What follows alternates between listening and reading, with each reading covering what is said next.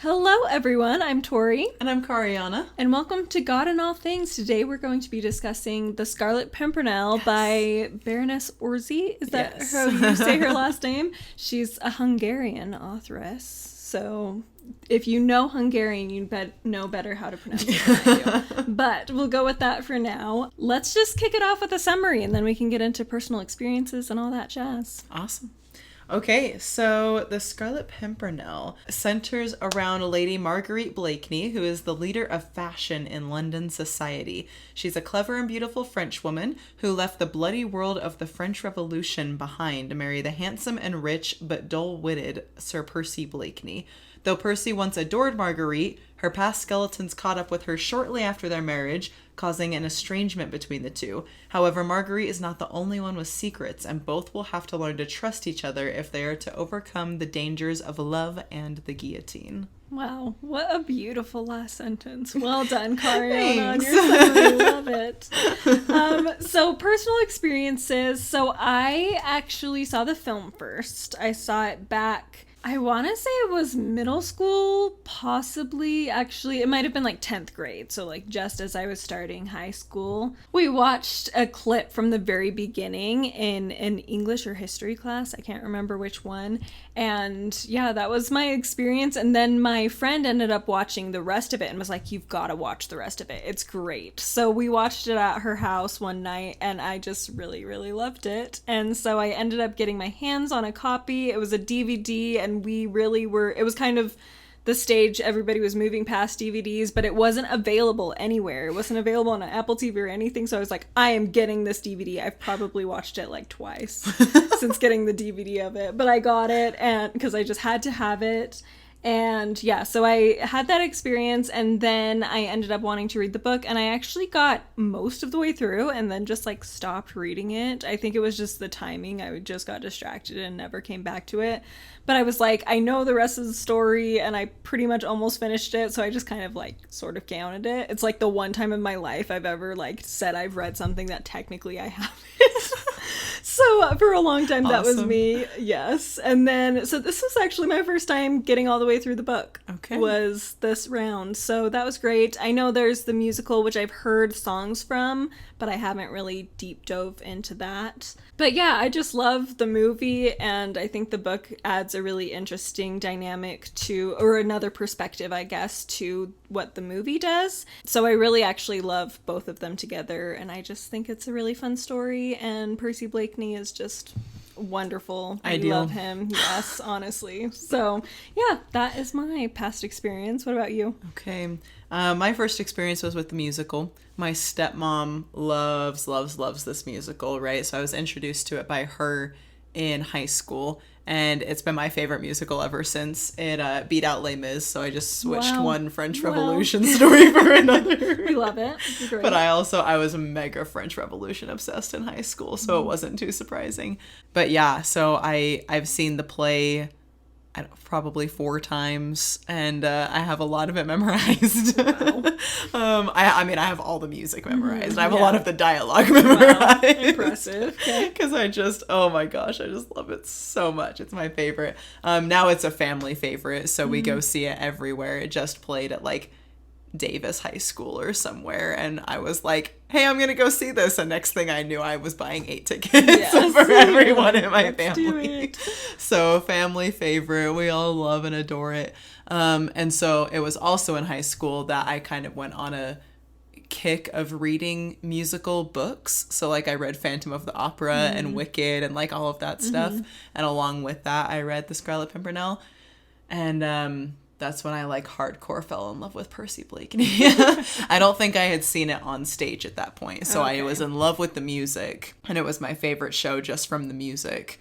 And so then reading the book was like my first introduction to like, you know, the in-between stuff and what was actually going on. Yeah. And I fell in love with Percy Blakeney. I was telling Tori, so Percy Blakeney is like what I consider my first literary crush that I would like actually marry.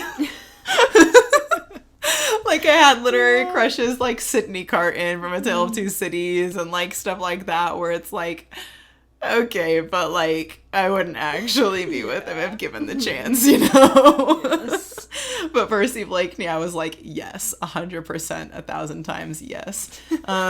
But which is funny because on this read through, I don't understand why I felt that way as much. Really? Like, there's nothing wrong with him. Yeah. I still love him, but he's just not really like on screen a lot, and he doesn't really do much, you know. So I'm like, I'm not really sure why I was so. It was just the one like, scene. It was the one over.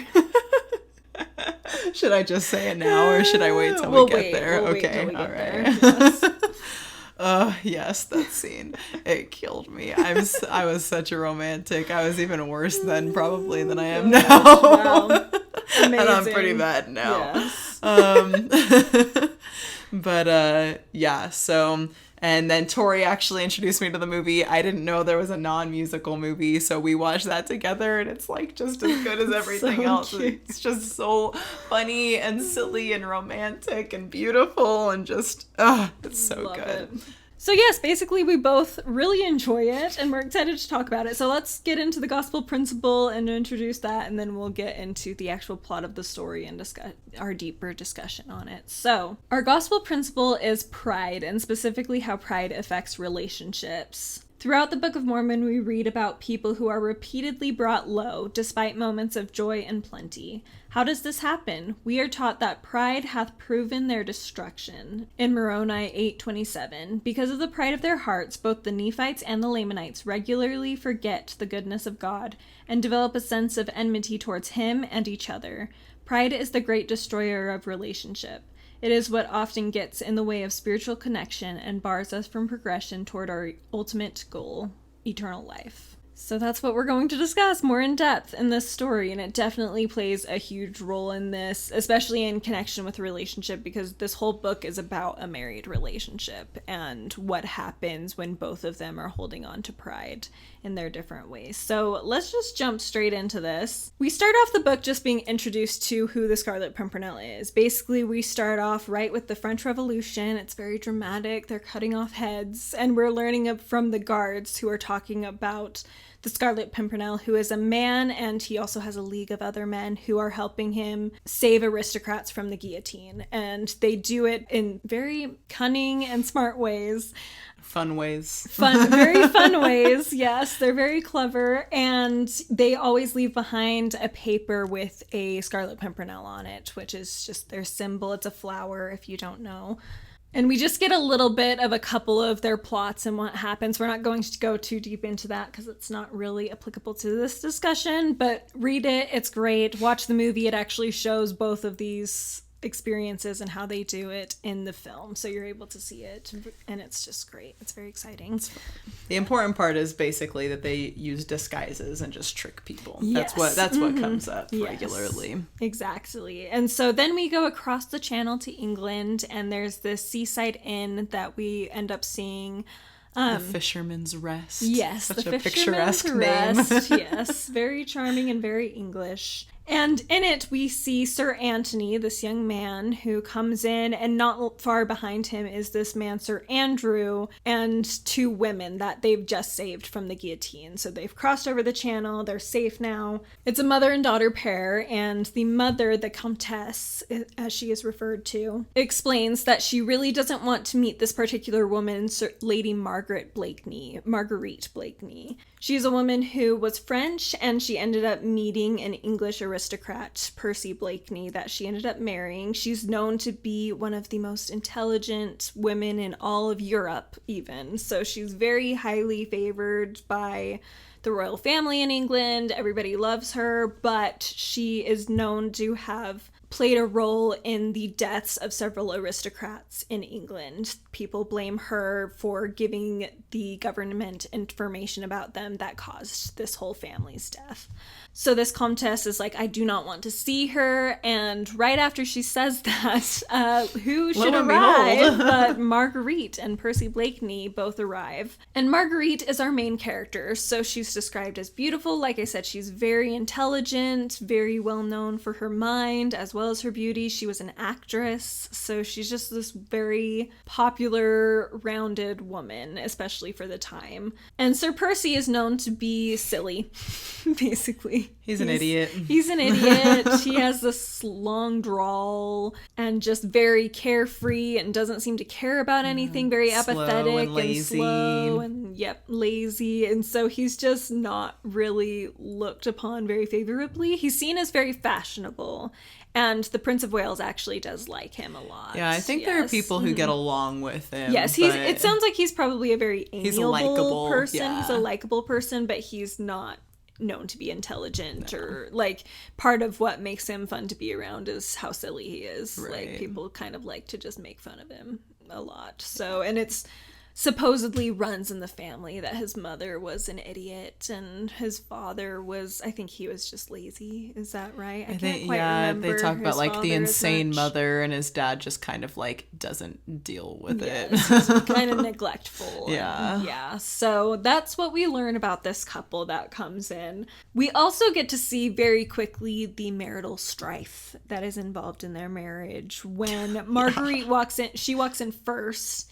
And in the meantime, while she's coming in, after she's announced, the Comtesse and her daughter are like, let's get out of here. We don't want to be here, but they're too late. And Marguerite comes in and sees them, and she actually knows them from her time in France and is like, oh, it's so good to see you, goes and tries to give him a hug, especially the daughter. She knows the daughter really well. And the mother is just like, absolutely not. We're not going to be around you after what you've done, and ends up leaving. And Marguerite's it talks about how she has a look like she is hurt by it, but she just kind of comes out of it really quick because she has, this reputation and this pride that she has that she doesn't want to show that kind of rejection and that pain that caused. But not long after, her husband comes in and there's kind of a discussion about what just happened, and she makes some passing, like very sarcastic comments about, hey, you should, defend your wife from this terrible injustice and stuff. And Percy just kind of like laughs it off basically and is just like, oh, whatever, like, you're fine. I can't possibly do that. That's just silly. And so we see, like I said, very quickly that there's some issues in this marriage as well. And also just the description of each of their personalities. You kind of start off knowing, like, there's something off. Like, why did she marry him in the first place? And then seeing this moment where she clearly wants him to say something about the way she was treated in her defense, and he's not doing it. In fact, he treats it flippantly. It's not just like, oh, let's handle it better or anything like that. It's just, no, like, that's silly. What a waste of my time and energy. They're both very insulting to each other in their own ways. Mm-hmm. She insults him in her kind of like clever, intelligent ways that she's like, he doesn't even get it. Yeah. And he insults her in this very just kind of flippant, your feelings and what you think doesn't really matter to me attitude. Mm-hmm. During all of this conversation, there is also a couple other men who are there eating at another table who seem to not really be paying attention, but this group, of course, being part of the League of the Scarlet Pimpernel, at least for Sir Anthony and Sir Andrew, they're making sure that they're keeping their thoughts vague and their phrases vague so that these two other men don't know anything. And so after a little bit, these men supposedly leave, but it does describe one of them kind of slipping down under one of the tables without anybody else noticing. And so as soon as the other one's gone and the door closes, they all like have the sigh of relief, and Sir Andrew and Sir Anthony are able to kind of discuss things more directly. Marguerite ends up leaving after her conversation with her husband. She gets out of there. So part of the reason that Sir Percy and Marguerite are there is because her brother, who works with the French government, is in town and he's about to leave back to France. And so they're waving him off. And so as she ends up leaving after this conversation with her husband in order to say an official goodbye to her brother. And so they have this conversation, and she clearly is very concerned about just being left alone with her husband again. Like, she really has this deep relationship with her brother, and her brother is like, surely it's not that bad. I wish you would talk to me and share with me like your real concerns and stuff about your marriage. But she just won't. And in the end, he does end up leaving, and she just kind of watches him go. And part of the problem, the narrative describes that from the not long after her marriage, her husband found out about these rumors that were circulating about her being the cause of the death of this aristocratic family in France. And he believed that.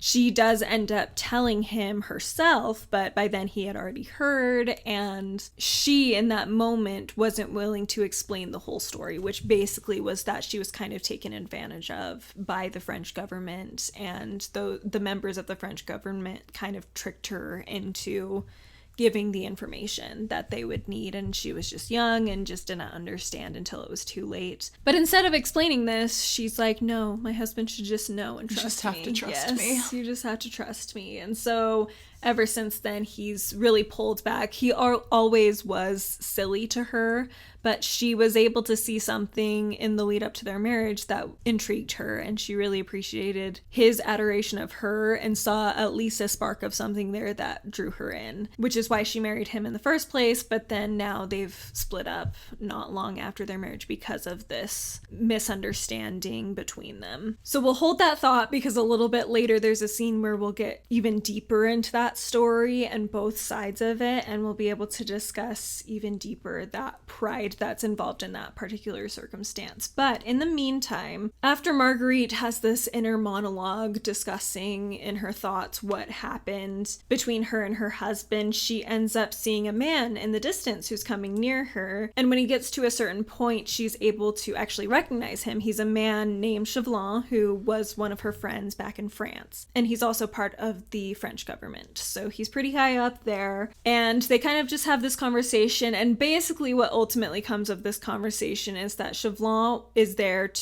is in England to find the Scarlet Pimpernel and bring him to justice, according to the French government. And so he's asking Marguerite as a French citizen to help him in doing that. And she fights back. She's like, no, I'm not going to do that.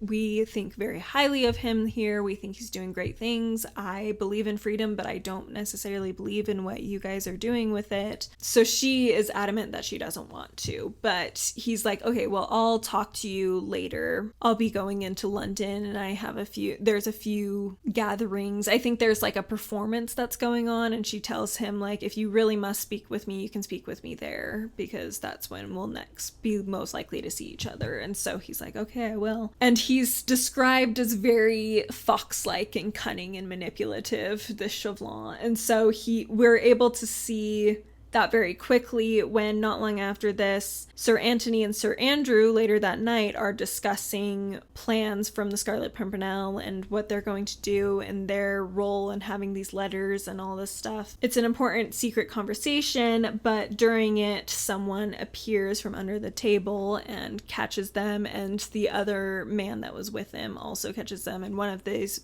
men is Chauvelin, and they're able to see the letters and discover that Marguerite's brother, Armand, is involved with the Scarlet Pimpernel, which obviously he's a member of the French government, so that looks very bad and can get him into a lot of trouble. So Chauvelin takes this as an opportunity to threaten Marguerite. Which, fun fact, Chauvelin, just a side note, if you haven't seen the movie, he's played by Ian McKellen when he was much younger. And also Marguerite is played by Jane Seymour, so that's another great person who's in the film. It's really a good film. They're amazing. And he's really good at playing Chauvelin's just such a slimy way, and yet also, like, he's still a government official, and so he has this air about him of pride and just like, I have power and I know how to keep it, but also he's just like a greasy, nasty, like manipulative guy, and you just get really uncomfortable actually when he's on the page. I know when I was listening to it, I was like,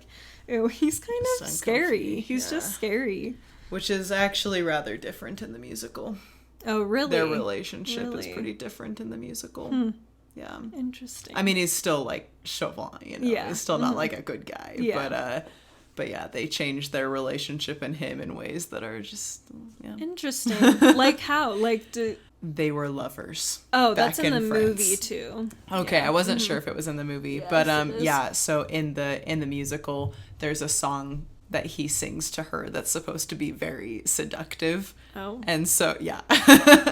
And so he's not like, usually I've never seen him played as like slimy and uncomfortable, you know? Okay. You're like, I've seen one that was really, really awkward, so that was unfortunate. Yeah, that is unfortunate. But no, like generally he's like, you're not necessarily supposed to like him or be attracted to him, but like he is allowed to have this kind of like attractive, yes, like something, appealing nature to him, because she's supposed to be like tempted by him, and you know, because she's like unsatisfied in her marriage in lots of different ways. And so yeah, so it's kind of interesting. I've always they play that up even later on more, because in the sure. in the movie it's like they're romantically involved, and then once she chooses Percy, that stops, and then when he comes to threaten her, she's clearly not attracted to him anymore. Okay, she's moved on from that, but like they have this past and stuff that he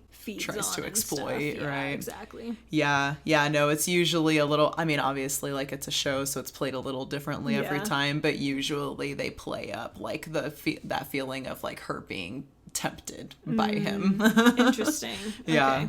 So fast forward, they end up at this performance, and Chauvelin does speak to Marguerite secretly during the performance and tells her, like, I know that your brother's involved, and he'll be safe if you give me enough information to help me catch the Scarlet Pimpernel. And she continues to fight it, but she's obviously put in this very difficult predicament. She doesn't know how to talk to her husband about it, and so she's like, okay, I guess I have to see what I can figure out. He does mention that he knows Sir Anthony and Sir Andrew are involved, and so she should watch them. So after this performance, there's a ball. Can I throw in with the performance? This is like not really super related. Just right, the performance is Orpheus, and while I listened to the book on this reread, which I think you did too, right? Yes. Both of us, we listened to the audiobook version. So I was like kind of trying to think about like what parallels or the story of Orpheus might have to her story, but since I was listening to it, like, you know, you kind of just have to continue on with the reader, and I didn't take a lot of time, and so I just wanted to throw out a little plug, like if anybody has any thoughts on Orpheus and the Scarlet Pimpernel and kind of parallels and connections between those two. Generally, like, intelligent authors don't just throw out a random thing like that, you know. If it's a named play, then there's a connection. She probably sees some kind of connection there, so I'd be super interested in what anybody thinks about that. Yeah, that would be interesting. Good plug. Let's do that. So yes, they go to this ball, and Marguerite is paying very close attention to Sir Andrew and Sir Anthony, trying to figure out what she could possibly get from them, if anything, during the night. And so she does end up seeing, I think Sir Andrew gets a letter, or does he get a letter? Does she see him like it's like a slip of she sees paper. she sees a drop off, so That's she right. sees somebody pass by him and slip something into his hand. Okay, yes. So she sees Andrew receive something from someone, and he ends up going to a room that's off of the ballroom, and so she sneaks over, and she's so clever. She is so clever, and she pretends to be sick and fainting, and ends up getting her hand on at least part of the letter, the little note that he's reading. He was in the middle of burning it, so that's why it's exactly part. So it's only partial, and she reads just a couple sentences, one of which is meet me at, I think it's like 1:00 or at midnight in the library, I think, something, if you need to speak with me. And so she sees that. She does end up going and telling Chauvelin about it. He goes to the room to try to be there at midnight, and all he sees there is Sir Percy Blakeney just sleeping on the couch, and he's like, interesting, well, I'll just pretend to be asleep too, and then I'll hopefully be able to hear or see something. So he does that. A little while later, Marguerite's like panicked because she really doesn't want to turn in the Scarlet Pimpernel, but also her brother's in danger, so she's just like waiting, super stressed out. She tells someone to go find her husband so that he can get the carriage ready for them because she's ready to go. And when the person comes back, he tells her that Sir Percy had been in the library, sleeping in the library. And so she knows this, and she's like, oh, did something go wrong? Like, what exactly happened. Did you see, and she asks him, did you see anybody else in there? And he's like, oh yeah, the French ambassador was also sleeping in there, and da, da, da. So she's like, I have no idea what's going on, whatever. And is finally, my brother okay? yes, What's like, happening? What is happening? So then Chevlon comes out and talks to her, and she's like, well, like, is my brother safe? And he's like, well, you know, I told you as soon as I have Scarlet Pimpernel in my hands that your brother would be safe, and I'm not quite there yet, but potentially I can be soon. So that's where he leaves it. She goes home with her husband, and she's just in turmoil, of course, super stressed out. Going back and forth on talking to him about it. It's just really interesting where she thinks like he's the person who I should be able to talk to, and so I'm going to talk to him, and then he shows up and she's like, you've got to be kidding me. Never mind. I can't do this. I can't talk to you. But so she like has this desire, but she just has so much derision for him that it's like hard for her to like set it aside and be willing to talk to him. Yes, because she's like, both because he's her husband, but also because he's in a position where he could potentially he has do something. lots he has of a influence. lot of influence, like and BFF, money, like he's the best friend of the Prince of Wales. He's richer than anyone else. Like he's highly influential, so he actually could potentially do something. Yes, exactly. So yeah, she's back and forth the whole carriage ride, and then when they get home, he's about to go inside, and she basically pulls him aside and is like, can we please talk? And basically she does end up saying, you know, I think my brother's in trouble, this is what happened. And it leads into this discussion where they finally address the situation that happened at the beginning of their marriage, where she says, I just can't believe you never defended me, like I'm really upset about that. And he's like, well, you never explained anything to me, you just like told me this terrible thing that you did and just expected me to just like be okay with it. And this is where we really see the pride on both sides. And it's interesting, in my research for this particular discussion, I read part of a talk that was given by Ezra Taft Benson in, I think, 1989, yes, a 1989 conference, where he talks about pride, and he talks about how pride is a sin that can readily be seen in others but is rarely admitted in ourselves. And we see that so much in this conversation, because both of them are seeing the other person's pride. Percy is seeing Marguerite's pride and not being willing to just tell him, and is like testing him. And even in the narrative, it says Marguerite didn't tell him all the truth about everything because she wanted to see if her husband would just trust her. And so it was very much this pride of like, my husband should just believe in me and I shouldn't have to tell him. So he's seeing that, but then Marguerite is seeing in Percy this pride of not wanting to back down from his idea of things and not wanting to admit that he's wrong and not willing to humble himself in that way. And both are correct, but neither is really seeing inside themselves very well in this moment. And it means by the end of this conversation, things have warmed up between them. She's able to actually see more feeling in him that she hasn't seen in a long time. And he also now, she does tell him why she ended up being involved in the death of this aristocratic family, and that it wasn't necessarily her fault. It was just by nature of being manipulated and her age and just a variety of things. So he knows now, but both of them still have that little bit of pride of Marguerite not being willing to forgive her husband for what he did or didn't do, and him not being willing to move on from the opinion he had held for so long and being willing to admit that he was wrong. Oh man, it really is. It's so brutal to read, especially in this conversation on Percy's part, where it's like, because Marguerite is like,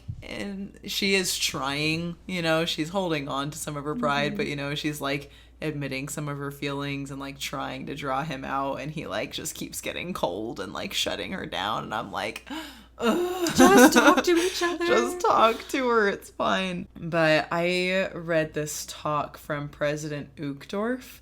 So it's part of a priesthood session, so it's very much like, you know, targeted towards brethren, but obviously, like, you know, that doesn't mean that it only applies to them. But so it's called In Praise of Those Who Save, from April 2016, talking all about like how to save families and marriages. It's really, really beautiful, actually. So I'll skip around a little bit here, but he says, the way you treat your wife or children or parents or siblings may influence generations to come. What legacy do you want to leave your posterity? One of harshness, vengeance, anger, fear, or isolation? Or one of love, humility, forgiveness, compassion, spiritual growth, and unity? Even when you are not at fault, perhaps especially when you are not at fault, let love conquer pride. If you do this, whatever adversity you are facing will pass, and because of the love of God in your hearts, contention will fade.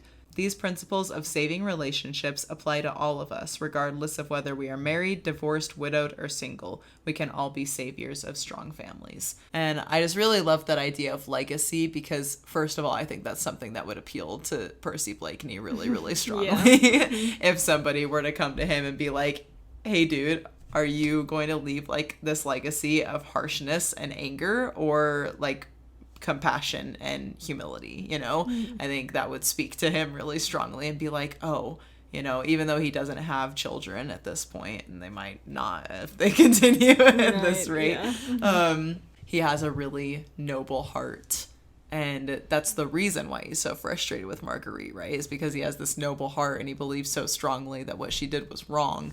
But like what you read, he's not willing to admit that anything that he has done is wrong. Yeah, for both of them, this Marguerite is definitely holding on to this idea of I'm not at fault. Like, I didn't do anything wrong. Like, I did, like, yes, I did this thing that was wrong, but like it was tricked. I was naive. Like, it wasn't necessarily my fault. And so like I feel guilty, but I shouldn't be like fully blamed for it, you know?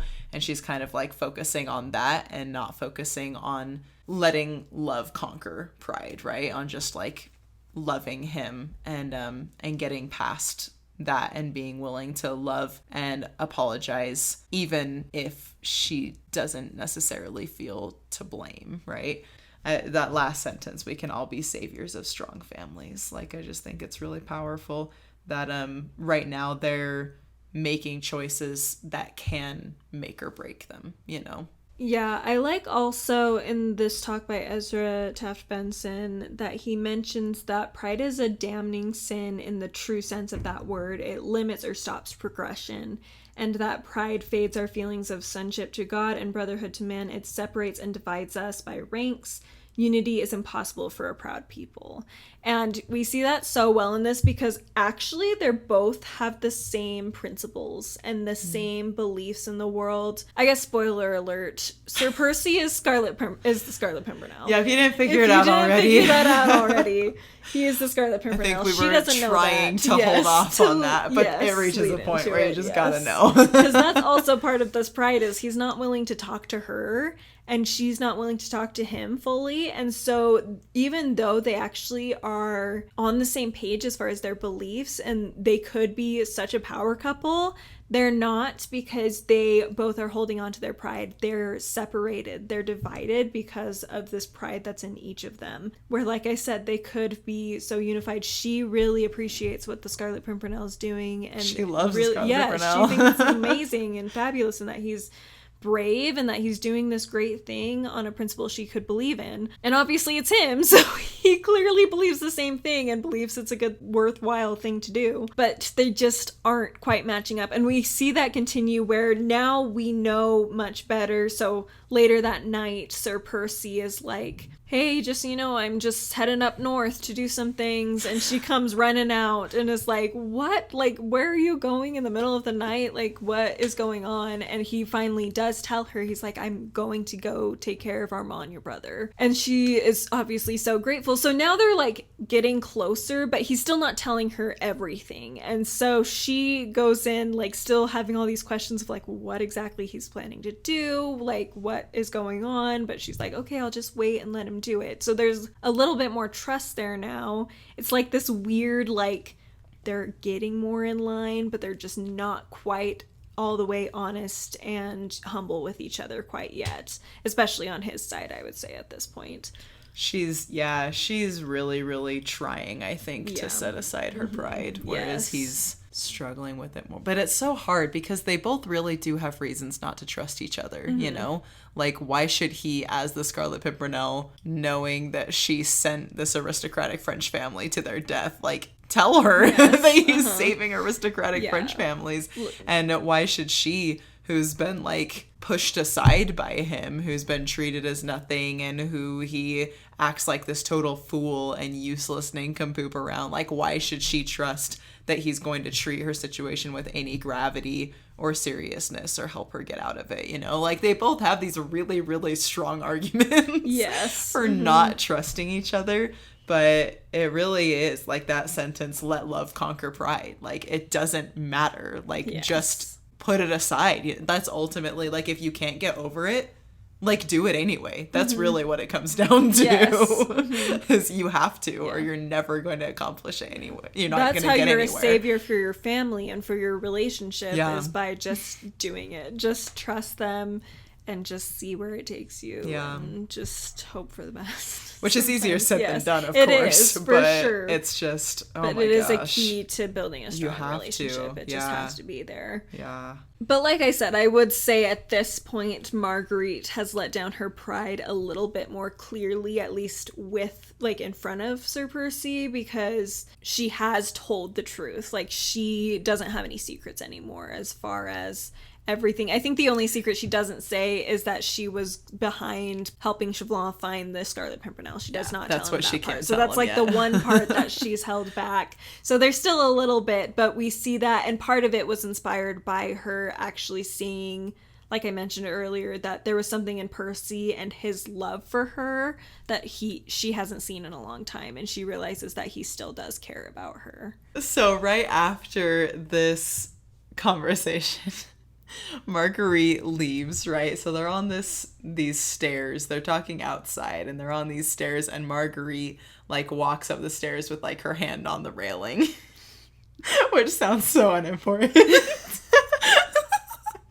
but it becomes important. The thing is, Sir Percy, through this whole conversation, is doing everything he can to remain prideful. Like, every part of him is dying to just break down and run to her and let it all out, right? And we know this because as soon as Marguerite is out of sight, this man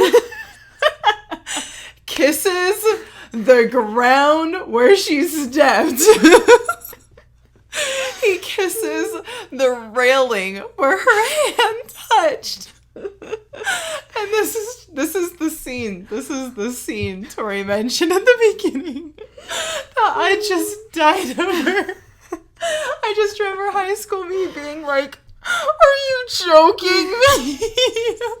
Are you joking me right now? It's so good. I love that you loved it so much. I feel like for me, I'm like, that's the one turn off. That's the one moment I'm like, whoa, okay, calm down, sir. Which I totally get. And honestly, if I read that for the first time now, I don't know. I think if I had read this book the first time now, I would have enjoyed it way less than I did back in the day. Because there are lots of parts where I'm like, okay. But I just love it so much that it doesn't matter.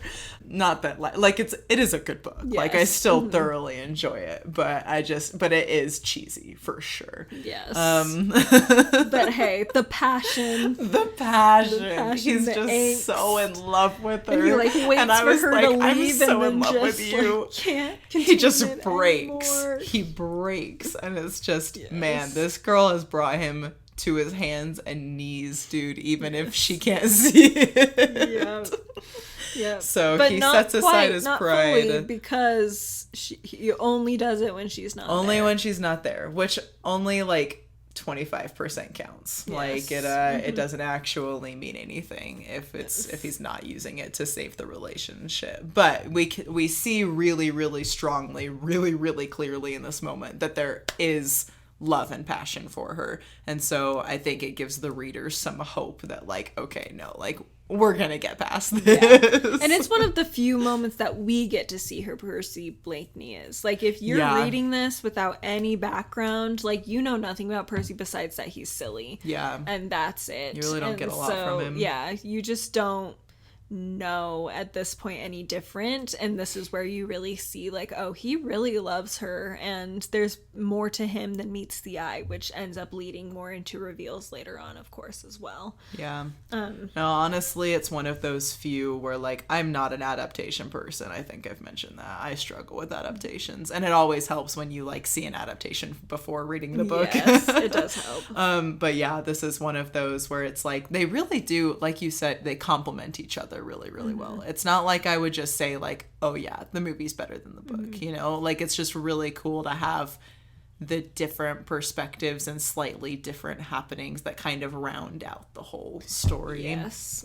I think it brings it together. I was telling Kariana before this that I feel like the film is a little more Percy Blakeney's story. I mean, Marguerite, it definitely focuses a lot on her too, but we see a lot more of Percy as the Scarlet Pimpernel and what goes into that. So we get to know him a lot better. But the book, we're able to see Marguerite's internal dilemmas and stuff a lot better. So it just really creates an opportunity to see both sides a little clearer, which I really appreciate. I like that the film was able to do that. I love that you used that phrase because one of the songs in the musical The Scarlet Pimpernel is called Marguerite's Dilemma. I love that. Perfect.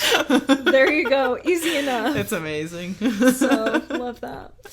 So I guess we'll kind of just rush through the rest of the story. Most of it's just kind of a lot of plot and adventure, kind of like our Marvel movie discussions where we just kind of rush to the end. But I do want to kind of see action scene kind of Marvel way. Yeah, like no. really, they're the movie is a lot more action packed Yes. than the book for sure. The musical as well. Yeah. Yeah, The there's book, a lot more drama. The book is a like lot we've said, more, it's internal. Yeah, a lot more internal, and I think a lot of the action is much more in like reading between the lines and like It's thinking about like and, yeah. the stress behind the situation. Like it's the anticipation and like stress, but there's not actually a lot happening. And there's a lot of outsmarting and outmaneuvering, so nothing happening because they're just trying to outsmart each other. Exactly. So it's like super, but it's good. Please read it. Like you'll love it. It's super exciting just in the context of this conversation. There's only so much to really discuss. So basically we see Marguerite, she ends up going into her husband's mysterious study that he doesn't allow anybody in except for the butler and himself. And while she's in there, she ends up discovering this little ring on the ground that has a surprise. You guessed it! It's a Pimpernel, a Scarlet Pimpernel to be exact. And she's like, why would he have this? And then realizes, oh my gosh, what if he's actually the Scarlet Pimpernel? And so she realizes that she possibly has betrayed him to his death because he's off to France and Chevlon is waiting for the Scarlet Pimpernel there. And she knows Chevlon is very intelligent and is like, okay, he probably did put it together with Sir Percy having been asleep on the couch in the room. So she ends up rushing to Sir Andrew and is like, okay, this is what I know. We need to get to France now so we can stop Sir Percy. So they get across the channel. They start seeking him in Paris and they end up at this particular tavern or something where Sir Percy was staying, and Sir Andrew knows that he's been there before. And while there, they end up seeing him, but they also see Chevlon, and there's this big interaction between Percy and Chevlon where they're just kind of being informal and stuff, and both of them are acting like the other person doesn't know the truth about things. But ultimately, Sir Percy is able to get away and just kind of disappears. Marguerite's hearing all of this from behind a door, so she is not particularly involved in it, but Chevlon, of course, gets very mad when Sir Percy gets out, and so he does everything he can to try to find which way he went. And Marguerite ends up following Chevlon. He ends up discovering that Sir Percy was going to this chateau that lies on the banks near the English channel where they'll be able to cross and get out. He's saving a couple of aristocrats at this point. So Chevlon starts following him with the help of this Jew that he was able to find who directed them this direction, and Marguerite just follows along behind. They get to the chateau and they're waiting for the people to come out who are inside, as well as Sir Percy to show up. up. Basically, all of this culminates in Chevlon catches Marguerite and captures her. And then Sir Andrew and the aristocrats they're saving ends up getting away. And the guards are like, Chevlon, you didn't tell us to get them. You said wait till Scarlet Pimpernel arrives, and that's what we've been doing. And so he's really upset with them because they just let these people go and they get on the boat and float away. And so he ends up leaving Marguerite kind of drugged and hurt along with the Jew, who they beat up because they blame him for not getting them where they want to be. Mostly because he's a Jew.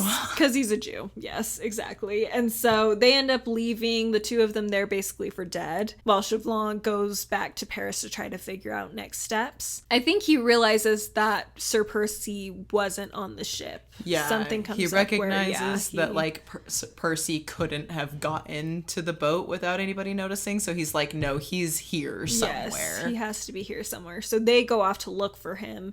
And Marguerite's just laying there, basically not really able to move much and stuff. And she hears this voice speak, and it sounds like her husband. And she ends up realizing that the Jew was her husband in disguise. He's like, la, but they didn't have to hit me so hard.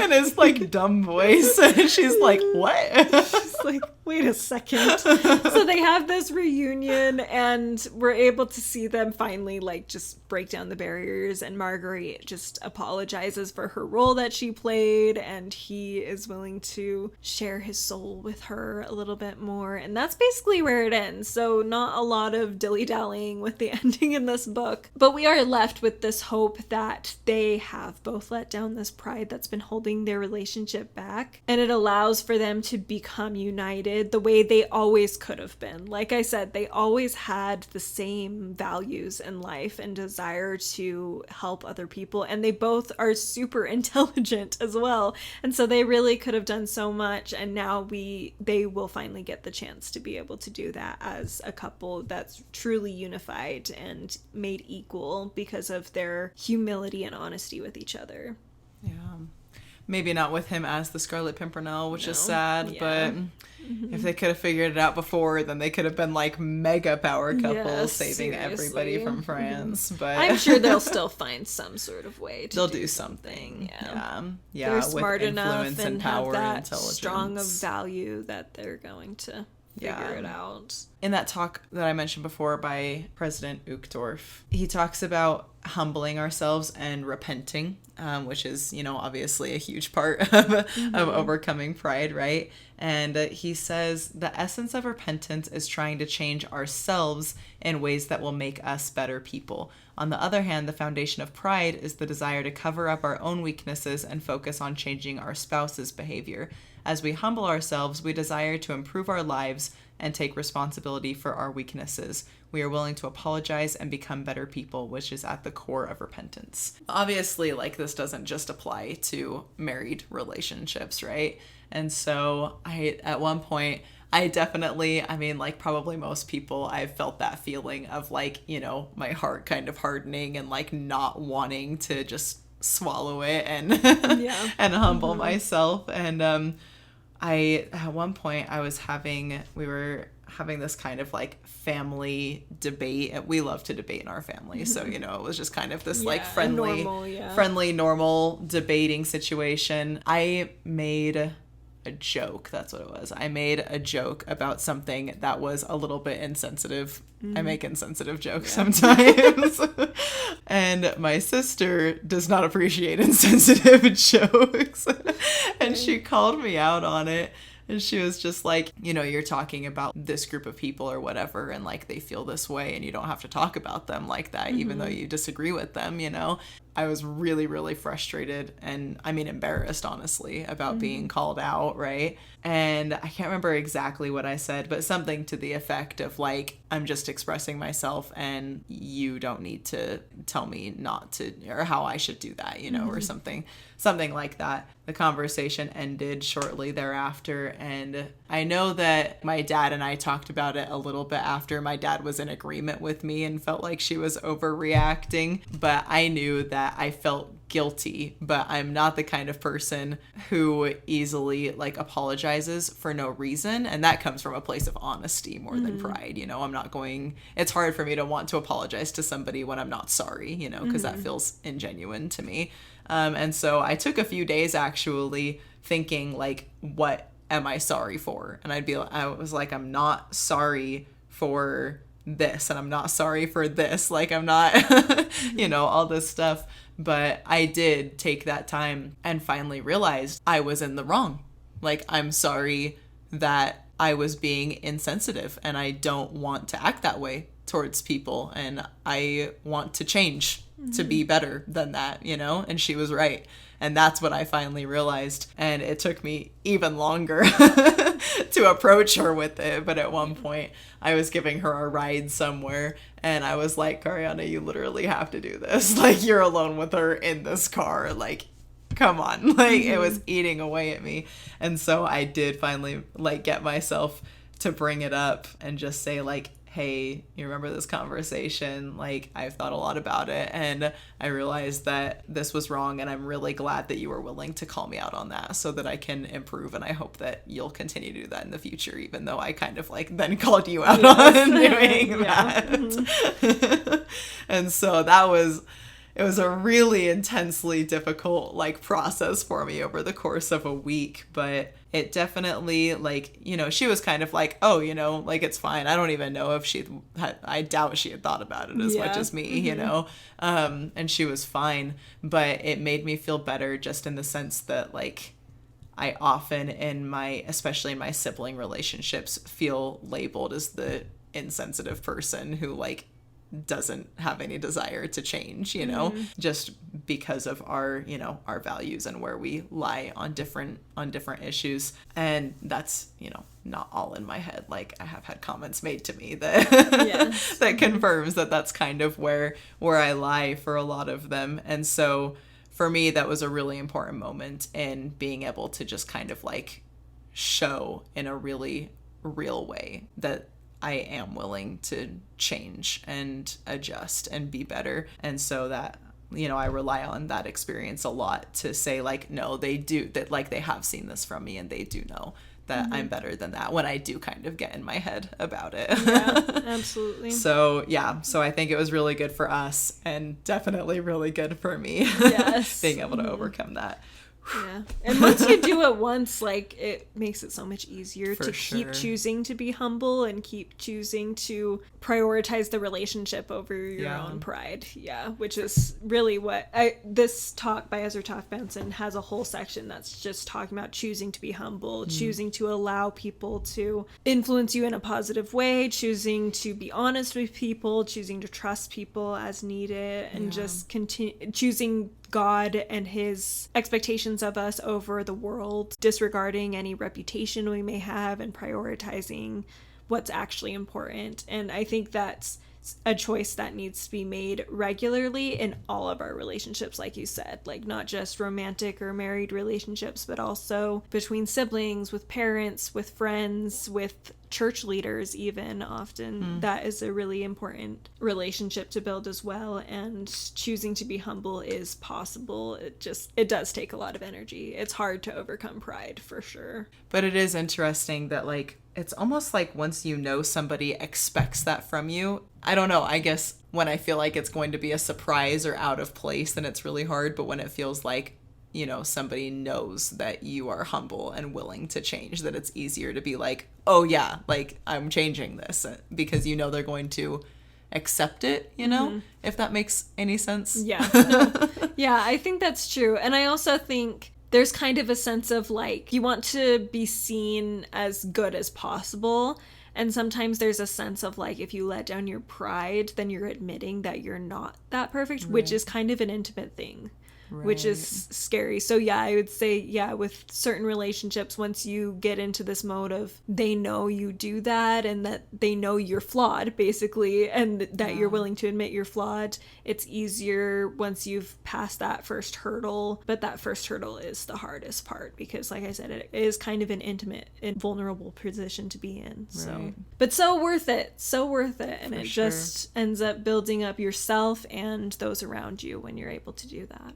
Yeah, one of those silly human failings where it like feels so much scarier, but in the end it's like so much worse to like hold on to that pride for so many reasons. Absolutely. You know? Absolutely, yeah. Like I read earlier, Ezra Taft Benson explains that pride really is a tool Satan uses to keep us from progressing. It stops us from our progression towards becoming more like God. And I've loved that we've been able to see this a lot as we've gone through Come Follow Me with Nephi and Lehi and Laman and Lemuel and all their stories. And we recently just read about the Liahona and how that is an item that when they're being prideful and not listening and not being diligent, then it stops working. But then when they do humble themselves and repent and listen to God, that's what allows them to know where to go and know their next destination. And I think we can just really take that into our own lives, where it's not just being obedient to God that leads us in the right path, it's that humility that goes along with it. It's letting down our prideful barriers that keep us from connecting with other people, that keep us from connecting with God, and that keep us from progressing along the path that God has laid out for us. And it is a daily choice, and probably multiple times a day sometimes as well, but it is so worth it in the end. And that's exactly what God wants for us, so that we can get to eternal life right where we want to be. So all right, I think that's everything. So we'll just wrap this up. It was a little bit of a shorter one, but I think, you know, sometimes that happens. Short and sweet. But it's short and sweet. We had a good conversation, and it's a great book, great film, great musical. I'm assuming, like I said, I've only heard a few songs. She knows a lot more than me, but definitely one to check out. As for ending this off, be sure to subscribe on YouTube or wherever you're listening to the podcast, as well as leave a like or a review, depending on where you're listening. Follow us on Instagram at God in All Things. We like to post a few random things over there about us, about God, all the joys, so definitely check us out there. Also, if you're interested in what I am reading, you can check me out on the channel Good Strong Words on YouTube. I just do vlogs and other bookish discussions on there that are less connected to the spiritual side of things, but still great, so you can check those out over there. And that is everything. So again, thank you so much for watching, listening. We hope you have a wonderful week. Keep continuing to see God in all things, and we will see you next time. Bye! Bye!